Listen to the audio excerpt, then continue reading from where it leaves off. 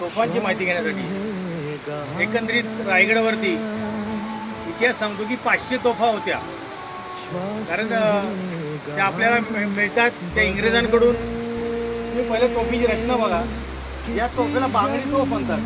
इथे बघा 1 2 3 4 5 अशा वेगवेगळ्या बांगड्या आहेत त्या, आणि त्या जोडलेल्या आहेत, त्या जोडून त्या तोफा बनवलेल्या आहेत। दुसरी तोफ येते ती ओतीव तोफ, म्हणजे एखादा साचा असतो, त्या साचेमध्ये शिसं गूळ वगैरे आपण ते वितळून ते त्याच्यामध्ये ओतले जातात, ते ओतीव तोफ होते।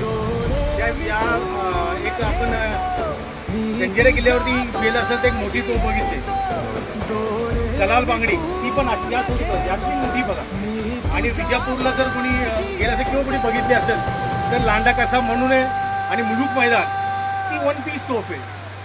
अशा दोन प्रकारच्या तोफा आपल्या इथे बघायला मिळतात। इंग्रजांना महाराजांनी साधारण 1670 मधलं एक पत्र इंग्रजांना लिहिलेलं आहे की आम्हाला तुमच्याकडून काही तोफा पाहिजेत, पण इंग्रजांनी छातीवर दगड घेऊन महाराजांना 10 तोफा त्यावेळेस दिल्या।